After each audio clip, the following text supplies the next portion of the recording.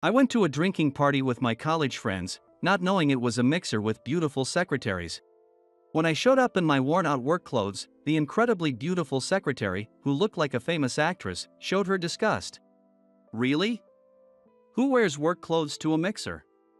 How could you come in such dirty clothes?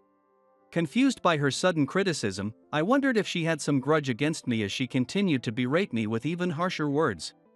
I came to this exclusive bar where it's hard to get a reservation, and now it feels like it stinks here. Work clothes are dirty, ugly, and smelly.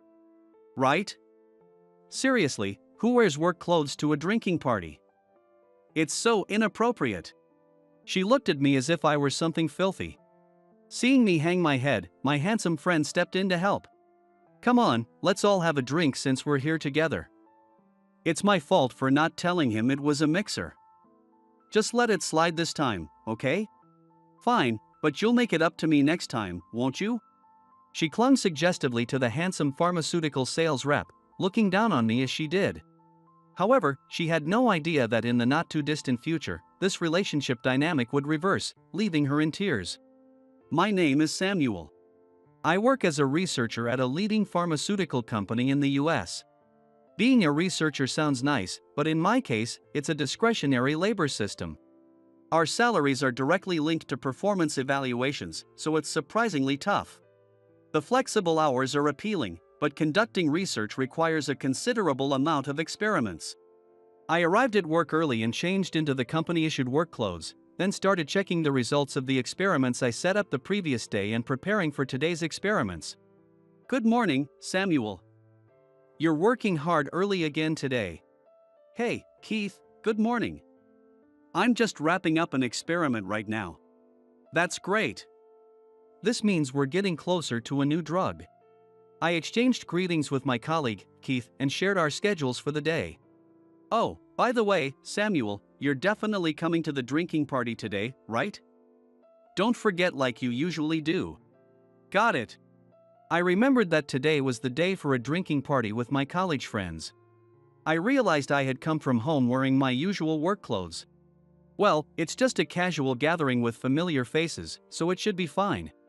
Thinking lightly of it, I got back to my experiments. After finally entering the experimental data, I noticed it was well past quitting time. Wow, it's already this late. Time flies every day. As I sighed, my phone rang from the drawer of my desk. Hey, Keith? What's up? Answering the phone casually, I heard his loud voice from the other end. Hey! Where are you? I told you about the drinking party this morning, right? I reminded you again just a while ago. Do you know how many hours have passed since then? It's way past the meeting time. Hurry up. Oh no, I forgot. When I get absorbed in research, I lose track of my surroundings. People often say I'm a genius type on the positive side, but a recluse on the negative side. I'm often told that I'm indifferent to anything outside of research. I had completely forgotten about the drinking party with Keith. I hurried out of the lab and rushed to the designated place. Of course, I was still wearing the work clothes I had put on that morning. When I arrived at the meeting place, I saw my colleague Keith and my college friends lined up. Strangely enough, across from them were some beautiful women. Hey, Samuel. You're late. What? I thought this was just a drinking party with our college friends? One of our friends put his hands together apologetically. Sorry. I forgot to tell Keith that today was actually a mixer. What? To be honest, I'm not good with glamorous women. I've always been focused on research, mostly talking with science-minded women. Science-minded women have logical conversations that don't require reading between the lines. But I know that my blunt personality doesn't go over well with glamorous women. Moreover, today I'm wearing drab work clothes. There's not even a hint of a mixer atmosphere. Seriously, who wears work clothes to a mixer? How could you come in such dirty clothes? As expected, one of the women across from us complained. Looking closely, I realized the complaining woman looked a lot like a world-renowned actress, very beautiful indeed. However, her personality seemed incredibly nasty. I came to this exclusive bar that's hard to get a reservation for, and it feels like it stinks here. Work clothes are dirty, ugly, and smelly. Right? It's pitiful that someone could only come in such clothes to a mixer. As I hung my head at the sudden criticism, thinking here we go again, Keith stepped in to defend me, saying, "Hey, don't say that. Everyone here is involved in pharmaceutical research, so they all work in work clothes." Keith said that to defend me. Oh, I imagined sharp-suited guys because it was supposed to be a mixer with a pharmaceutical company. This is such a letdown. Sensing the atmosphere souring before the mixer even started, I said, "I'm sorry for ruining the mood. I'll excuse myself, so you all enjoy. I didn't know it was a mixer anyway, so let's catch up with the guys another time." "Hey, Samuel. Don't say that. Now it sounds like it's my fault." This is the worst. The woman pouted as if implying it was my fault. "Come on, let's all have a drink since we're here together. It's my fault for not telling him it was a mixer. Mary, just let it slide this time." "Okay? Fine, but you'll make it up to me next time, right?"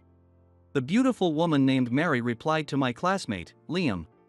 Liam, though it's not my place to say, is tall, fit, and fairly handsome. As a successful sales rep at a pharmaceutical company, he's likely caught the attention of many women today as well. Wanting to get a step ahead of the other women, Mary spoke to Liam in a sweet voice. Seeing her completely different expression from the one she showed me, even I thought she was not the one. Then, the woman sitting next to me at the end of the table spoke to me. "Hi, I'm Lily. You're Samuel from that famous pharmaceutical company, right? I really admire your company. You keep developing new drugs one after another. It's amazing. I'm so happy to talk to you." Apparently, she had a serious illness as a child, but the drug our company developed helped her recover. That experience made her a passionate fan of our company. "But I'm dressed in these unfashionable work clothes in such a stylish place. Doesn't it bother you?" "Not at all. I wanted to hear about your work and the drugs, so I don't care about the clothes. Actually, the work clothes make you look like a real researcher, which is cool." Her bright smile made her look like an angel to me. She kept bringing up different topics and laughing cheerfully before I had a chance to speak. While all the women at this mixer were secretaries, often seen as haughty, Lily was different, and I found myself moved by her. But just then, the unpleasant voice I heard earlier echoed from our front again. "Oh, here comes Lily's goody two-shoes act. It's impressive you can suck up to such a boring guy in work clothes." "Well, I don't have the hobby of drinking at a bar with a guy in work clothes, so you two boring people suit each other." Now she started to insult Lily too. Seeing the atmosphere turn cold again, Keith tried to say something, but I stopped him. Feeling sorry for Lily, I told her we'd talk more another time and left the bar. After leaving, I realized I hadn't exchanged contact information with Lily and felt disappointed. The next day, when Keith gently apologized for the previous night and I brought up Lily, he casually said, "Oh, Lily? I got her contact info. Want me to share it?" "Oh, I see." She was a fan of this company, not necessarily interested in me. Keith works here too, so it didn't have to be me. What was I expecting? Realizing this, I felt dejected. Seeing me suddenly lose my energy, Keith looked puzzled. "What's wrong? Are you interested in Lily?" Keith teased me, but honestly, I wasn't in the mood. Well, a budding crush I discovered for the first time had shattered in just one night. No, I need to check the experiment results soon. See you. Hey. Keith started to say something, but I didn't listen and went back to my lab. That's how the world works. Cheerful and likable guys like Keith are preferred over gloomy ones like me. I shifted my focus back to my research. With the new drug research at its final stage, I spent the next month practically living in the lab, barely going home. And finally succeeded in developing the long-awaited new drug. Congratulations! You finally did it. Thank you. I finally feel a weight off my shoulders. It's been a long journey to get here. Yeah, you did great. Thanks. The new drug I developed is a new anti-cancer drug I had dreamed of for years. By targeting only cancer cells in the body, it minimizes the impact on normal cells, reducing the unique side effects of chemotherapy. As a child, I lost my mother to cancer and watched her lose her hair and fight nausea due to the chemotherapy. She often cried, saying she wished she could forego treatment because the suffering was too much. After 2 or 3 rounds of treatment, she lost her vitality and could barely converse. Her immune system weakened to the point where she was confined to a clean room, making it difficult for us to visit her. Samuel, live a long life doing what you love. I'll be heading to heaven a little early, but I'll always be watching over you. In the end, those were my mother's last words before she passed away. Even as a child, I questioned the treatment. Why did she have to suffer so much from the drug meant to cure her illness? Wasn't there a way to target the disease without the pain? These questions sparked my interest in pharmaceuticals. I studied pharmacology and joined this company to reduce the suffering caused by chemotherapy. I dedicated myself to developing anti-cancer drugs with fewer side effects. Fortunately, during the development of this drug, I made several unexpected breakthroughs, leading to treatments for brain tumors and new painkillers. One of these drugs helped Lily overcome her serious illness. In a way, I felt a destined connection with her, but it seemed fate had no romantic plans for me. Then Keith brought up something unexpected. By the way, did Mary contact you on your phone? Wait, Mary? Who's that? I tilted my head, unfamiliar with the name. Keith made a bitter face. She's the woman who was rude to you at the mixer.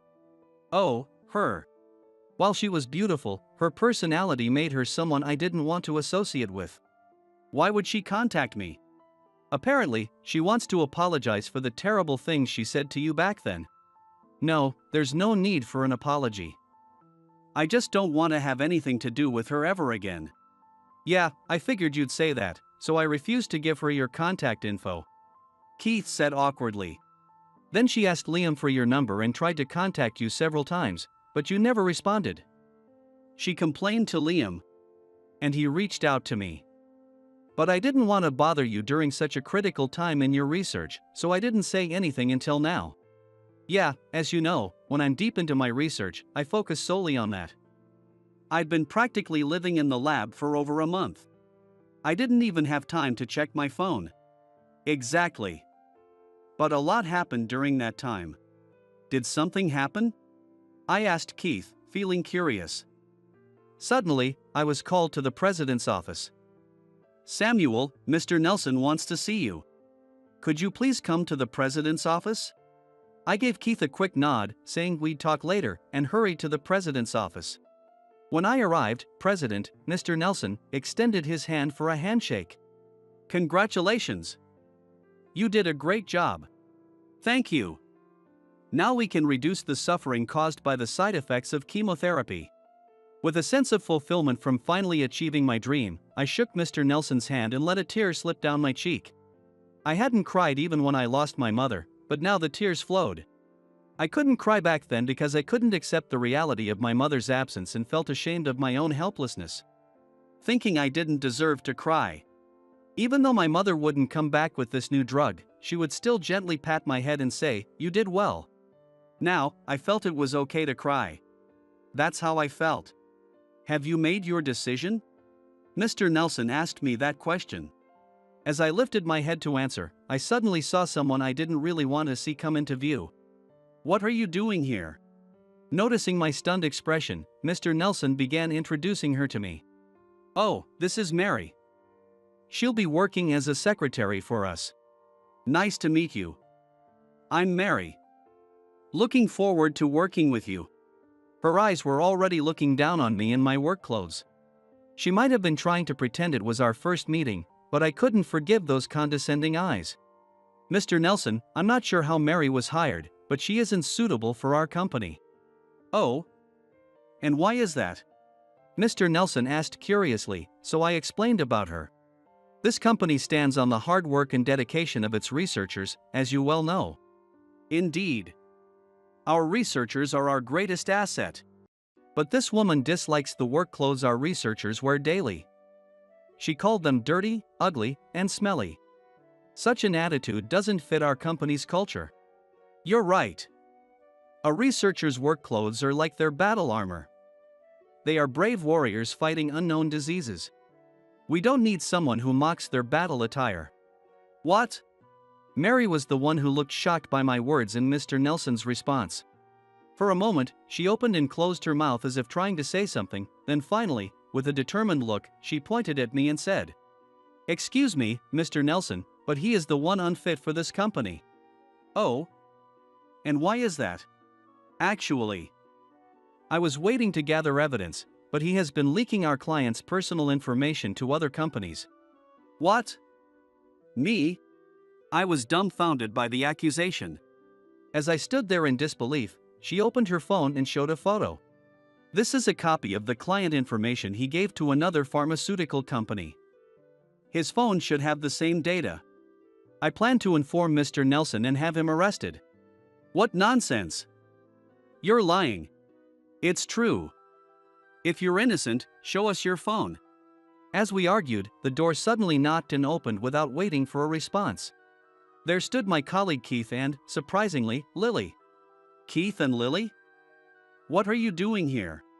I asked, bewildered. Keith replied, "I was going to tell you earlier, but Lily joined the company as a secretary right after that." Confirming Keith's words, Lily spoke. "Yes. I didn't get to meet you then, but I've been working here for a month. It's a pleasure to meet you formally." "Oh, I see. So, why are you both here?" They had heard our argument from the president's office and thought there was trouble. When Lily saw Mary pointing at me, she gave her a sharp look, unlike her usual demeanor. "Mary, are you trying to frame an innocent person, again? What are you talking about?" Mary retorted, "I know you were extracting personal information from the phones of men you met at mixers and selling it to rival companies." "What nonsense are you talking about?" Mary looked panicked. Keith then added to her distress. "After the mixer, you contacted everyone, including Liam, right? We found out that their phone data was copied after you contacted them." "So what? That doesn't prove anything. It could be a coincidence." Unfortunately for you, employees at pharmaceutical companies, especially researchers, are very strict about security. We have software installed that sends an alert to specific contacts if our phone data is copied. A month ago, Liam received such an alert. And so did the others you contacted. That's just a coincidence." Mary insisted. Lily then provided further evidence. "Mary, you used the same method to get me fired. You stole client data from my phone and passed it to a rival company, spreading rumors that I was responsible. To clear my name, I hired professionals to investigate. The hacking software you used infects a target's phone when they answer a call, extracting data. The recipient of the data was traced back to your phone. That's a lie. You're just jealous of my skills and trying to frame me." Mary shouted. "You've always tried to play the victim and weasel your way out of situations, haven't you? But not this time. I had professionals investigate your phone, and they found tons of incriminating evidence." "What? You hacked my phone? That's a crime.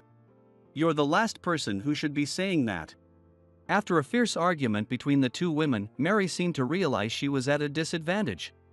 In a final desperate attempt, she pointed at me. "The real culprit is this man. Yes, he must have tampered with my phone out of spite for making fun of him. Mr. Nelson, please believe me. It's all his fault." The accusation was so absurd it was almost laughable. "Oh? And what benefit would I have from stealing information from everyone's phones? To be honest, I have access to personal information of far more influential people than my colleagues, or even Mr. Nelson. Why would I need any of this trivial information? What are you talking about? There's no way you have such connections." Mary retorted. This time, Mr. Nelson spoke up. "No, he's telling the truth. Samuel has connections with CEOs of major pharmaceutical companies, renowned researchers worldwide, and even some Nobel laureates." "What? Mr. Nelson, what are you talking about?" Mary looked confused by Mr. Nelson's sudden statement. Mr. Nelson then added, "Because Samuel is my son and the next president of this company." "What?" "Moreover, most of our major drugs were developed by him. He has been studying pharmacology on his own since childhood, and joined our company as a temporary researcher while still in middle school. He developed a famous treatment for a rare disease when he was in high school.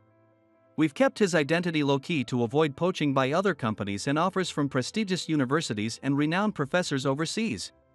And now, he's developed a revolutionary anti-cancer drug. My time as president is over. What? It can't be. As Mary let out a foolish-sounding exclamation, security guards were already standing by in the room. By the way, we hired you to lure you into exposing your crimes. We've recorded everything with surveillance cameras and your computer's camera. Additionally, the data you sold to other companies included a special gift. The data I sold? Mary stammered. Yes, it contained a virus. The moment they opened it, they were infected. You will likely face severe consequences from them. What? How could you? Hearing this, Mary trembled. Her actions had now clearly exposed that she had stolen our company's information. After that, Mary was handed over to the police by security. Of course, we included all the evidence we had gathered. According to my father, she was one of the industrial spies operating around the pharmaceutical industry. She mainly targeted pharmaceutical researchers with honey traps, but ended up being manipulated by her targets instead, making her a rather incompetent spy. Having completed the much-anticipated new drug, I decided to take over my father's position as president. My father had asked me several times before, but I had insisted on completing the new drug first, and he had graciously waited. Lily, who had unknowingly joined our company, became a close confidant. By the way, Lily, what's going on between you and Keith lately? What do you mean? We're just as usual. Keith has always looked out for me since I was a child. Since you were a child? Oh, you didn't know? Keith is my cousin. He took care of me when I was sick as a child. Oh, I see. I realized I had made a huge mistake. I heard that he would be working with the person who developed the drug that cured my illness, and I asked to meet you. Even if just to see you up close. After joining the company, I learned that you were actually Mr. Nelson's son and the next president. So I was too intimidated to approach you. But now, I'm so happy we can talk like this. You're happy to talk to me? Yes, I've always admired you. Oh, really? I see. I felt foolish for assuming that Keith and Lily were romantically involved and thinking I should step aside. I had been a complete clown. After that, I took over as president and helped distribute the new drug worldwide. Lily, who supported me both professionally and personally, became my partner. Naturally, it was my friend Keith who helped bring us together. Hey, Keith. You always have my back. Don't you find me annoying? Not really, you're a clumsy research fanatic, but I don't find you annoying. Well, you're a good friend. Wait, you're my benefactor and my dear friend. What? Since high school, he had always looked out for me and taken care of me. I considered him a close friend, but it was the first time I had heard him call me his benefactor. What do you mean by benefactor? You know that rare disease Lily had? It's known to have a strong genetic component, right? Yeah. Well, my mother also had that disease. What? This was news to me. Keith's mother had been suffering from the rare disease for a long time, and she was in the final stages with little time left. Both he and his family had nearly given up hope due to the lack of effective treatments. Then one day, a groundbreaking new drug was developed domestically, which significantly improved the condition of those afflicted with the rare disease. Keith's mother was one of those who experienced this remarkable recovery. Wow, I had no idea. Yeah, you used to miss school a lot for your research. One day, I overheard the teachers talking about you in the staff room. They said you were a genius high school student who had developed an amazing drug. That's an exaggeration. It was just a byproduct of the research I was doing for the new drug. I was just lucky. But that byproduct saved my mother and Lily. When I found out you were the one who developed it, I was amazed and grateful. I felt ashamed for not doing anything meaningful while you were developing life-saving drugs. I wanted to do something too. But I knew I couldn't compete with you intellectually. So I decided to go to the same university as you and help you in any way I could. I see. I had the highest IQ score in the history of my elementary school. While teachers praised me, I felt out of place because my way of thinking was fundamentally different from other kids. I spent a lonely childhood with books and encyclopedias as my only friends. In middle school, it got worse, no one talked to me, and I was often isolated. Instead, I found joy in learning about pharmacology from company researchers, so I didn't need school friends. As a result, I barely attended school, just meeting the minimum attendance requirement. Nowadays, there are support groups and communities for gifted individuals, but those didn't exist during my school days, leading to severe isolation. I remembered how much fun I had in high school thanks to Keith. Honestly, he was the one who taught me how to interact with people. No matter the reason, you're an important friend to me. Let's keep supporting each other. Yeah, you can count on me. Keith and I laughed together. People recognize me as a genius who invented many new drugs. However, that's just the outcome. I owe it to my mother, who raised me while struggling with her illness, my father, who let me freely pursue my passion for pharmacology, my friends who never abandoned me, and Lily, who loves me for who I am. I've been supported by many people to get to where I am today. We often think we stand alone by our own power, but that's not true. We live supported by the love and kindness of many people. I want to remember this gratitude and continue to work hard so that I can repay their kindness someday.